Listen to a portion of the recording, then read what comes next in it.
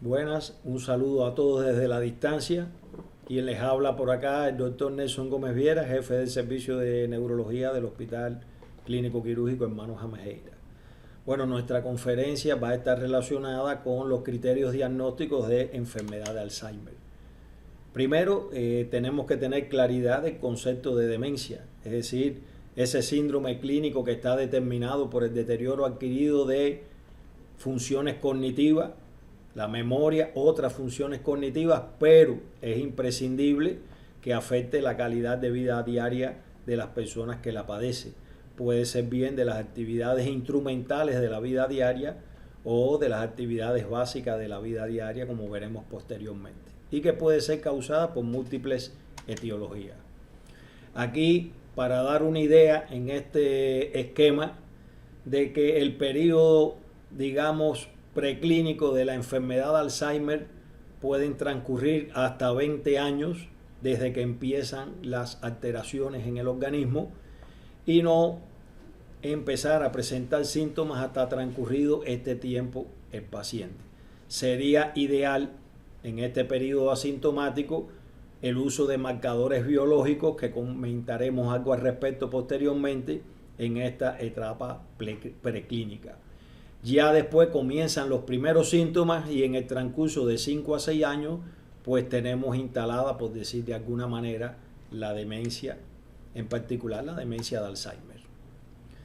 Ahora, tenemos que tener claridad de los criterios diagnósticos del Manual de Diagnóstico y Estadística, el DSM-5 del año 2014, que ha hecho modificaciones en relación con los trastornos cognitivos. Es decir, en el nuevo manual se hace referencia a 3 trastornos en esta esfera: al delirio, trastorno neurocognitivo mayor y trastorno neurocognitivo menor. ¿Qué dice este manual del trastorno neurocognitivo mayor? Aquí hay un declive significativo de funciones cognitivas que por supuesto se expresan por el propio individuo, por un informante o por un médico clínico que lo ha venido atendiendo en el tiempo, y además un deterioro sustancial de rendimiento cognitivo que debe ser documentado, por supuesto, por test neuropsicológicos estandarizados, como, bueno, en la actualidad se usa mucho el test de MoCA, el Mini-Mental State también pudiera ser, o por otra evaluación clínica cuantitativa. Bueno, estos déficits, por supuesto, tienen que interferir con la autonomía del individuo en actividades cotidianas, pero en este caso, fíjense que necesita asistencia con las actividades instrumentales complejas de la vida diaria. Un ejemplo, pagar factura, cumplir el tratamiento médico. Los déficits cognitivos no ocurren exclusivamente en el contexto de un síndrome confusional y además, por supuesto, no se pueden explicar los déficits cognitivos por otro trastorno mental muy significativo, la depresión, bien, que pueda tener el paciente, o una esquizofrenia.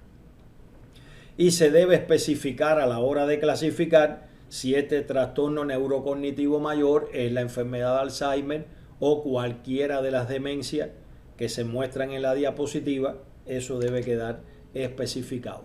Bien.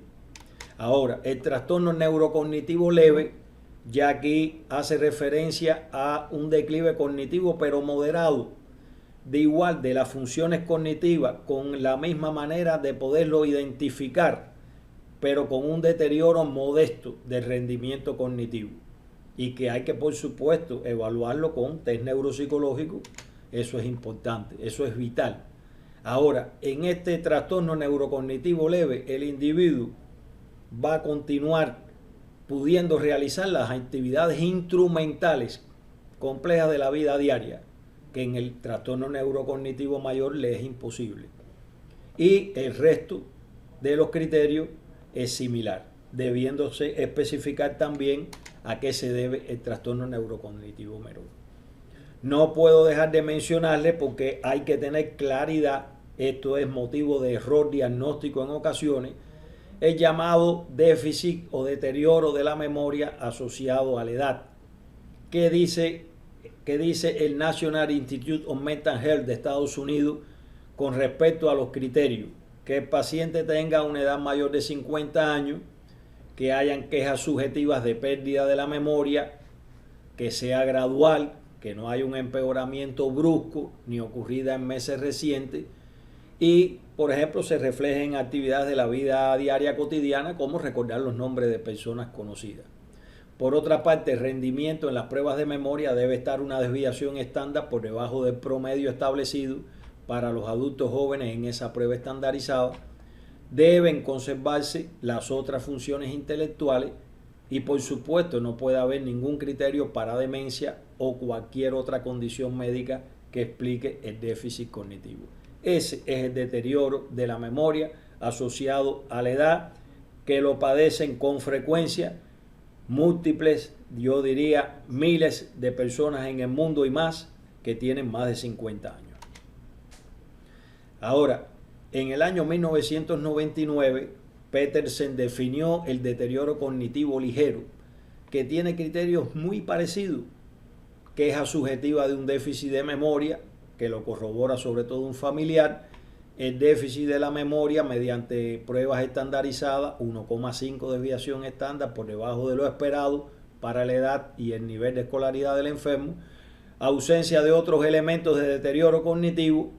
El paciente tiene que tener conservadas las actividades de la vida diaria y, por supuesto, ausencia de demencia. Bien. Y se ha venido trabajando en el transcurso de los últimos años con los criterios de deterioro cognitivo ligero del grupo internacional de trabajo sobre precisamente afectación cognitiva ligera. Y dicen ellos que el paciente debe de tener problemas de la memoria, particularmente si se corrobora con un informante, el déficit objetivizado por la evaluación neuropsicológica con las mismas características del criterio de Petersen, que se conserve la función cognitiva general, las actividades de la vida diaria y ausencia de demencia. Y ellos finalmente son del criterio que el deterioro cognitivo ligero único o de dominio múltiple, bien, el de dominio único de tipo amnésico es el que tiene mayor probabilidad de progresar a la enfermedad de Alzheimer. Esto es solo para recordar, para mencionar, en el año 1984 se publicaron los criterios NIN-ADRA, que han tenido vigencia durante muchos años y que establecían las categorías de enfermedad de Alzheimer probable. Después, con más calma, pueden revisar la presentación. Elementos que hacían que se sustentara el diagnóstico de probable Alzheimer, y ahí hacía referencia a algunos análisis o exámenes de laboratorio: la punción lumbar normal con técnicas típicas, el electro normal o con cambios inespecíficos y la evidencia de una atrofia cerebral en la TAC con su progresión a través de estudios seriados que se hacían en el enfermo. Y bueno, el diagnóstico definitivo tenía que tener los criterios de probable y la evidencia anatomopatológica de las placas seniles y los ovillos neurofibrilares, que han sido lo que da el diagnóstico definitivo de la enfermedad. Esto es para que recordemos que, aunque vamos a ver después criterios más modernos para el diagnóstico de enfermedad de Alzheimer, la Academia Americana de Neurología en el año 2001 planteaba que para el diagnóstico debía haber una prueba de pesquisaje cognitivo, además de los síntomas clínicos, una prueba de imagen para demostrar aspectos estructurales del cerebro, fuera tomografía axial computarizada o resonancia magnética, que se hiciera un pesquisaje para depresión y que se determinaran los niveles de al menos TSH y vitamina B12. Bueno, realmente en el continuum de junio del 2022 de la Academia Americana de Neurología sigue siendo esto un aspecto imprescindible en el enfermo, en el paciente que usted se enfrenta a él para el diagnóstico de una probable enfermedad de Alzheimer. En el año 2010 se reúnen un grupo de expertos y ya comienza a hablarse de los biomarcadores. Sin embargo, ¿qué sucedía en ese momento? Había una falta todavía de estandarización de los mismos y un apropiado punto de corte.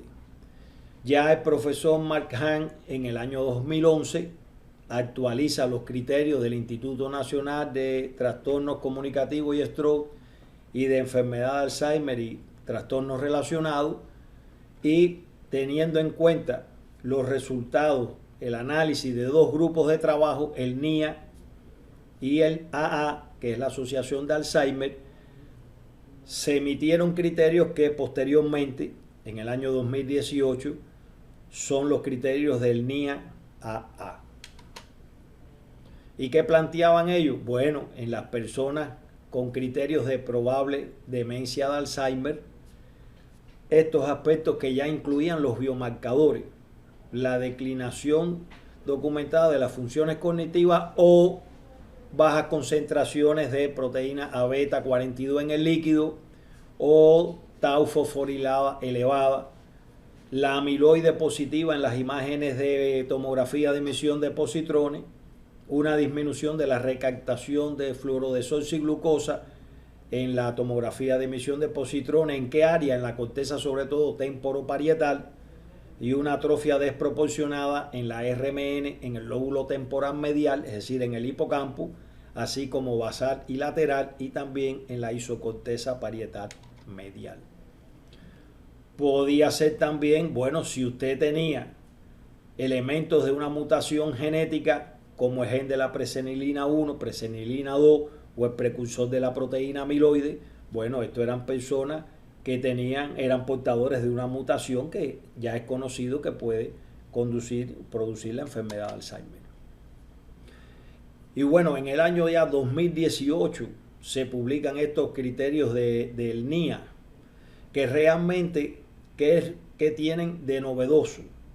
Bueno, que históricamente el diagnóstico se basaba en los síntomas y signos de la enfermedad con un examen post-mortem.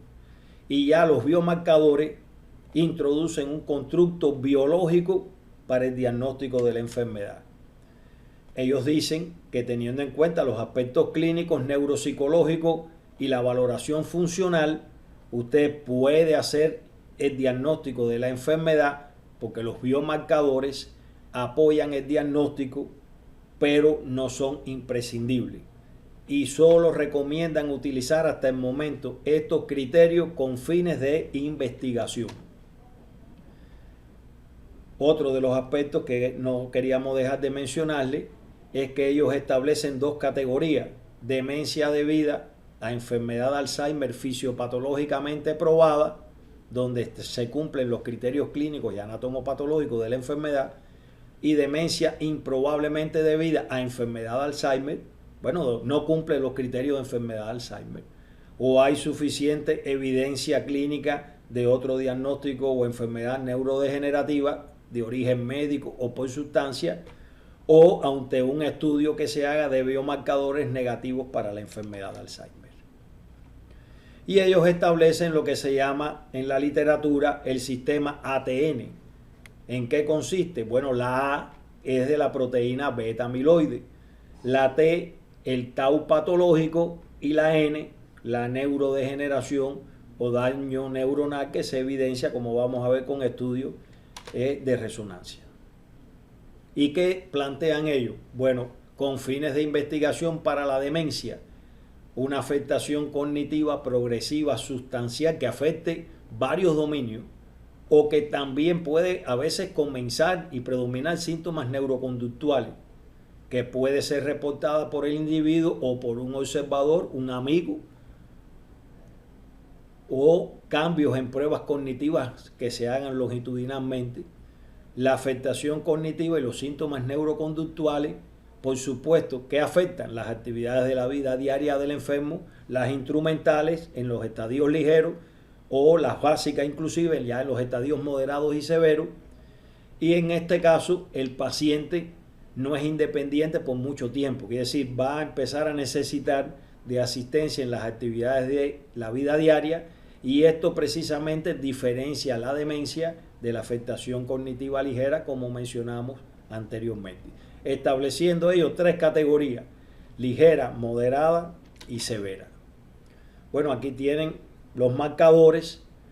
¿Qué debe ocurrir en la demencia de Alzheimer? Una disminución en el líquido cefalorraquídeo de la proteína A beta 42, un incremento en el líquido cefalorraquídeo de la tau o la tau fosforilada, y en los estudios de PET y de resonancia, bueno, en la tomografía de emisión de positrones, un hipometabolismo de la glucosa o altas concentraciones de tau total medido en el líquido cefalorraquídeo, o la atrofia que se mide con la resonancia magnética cerebral.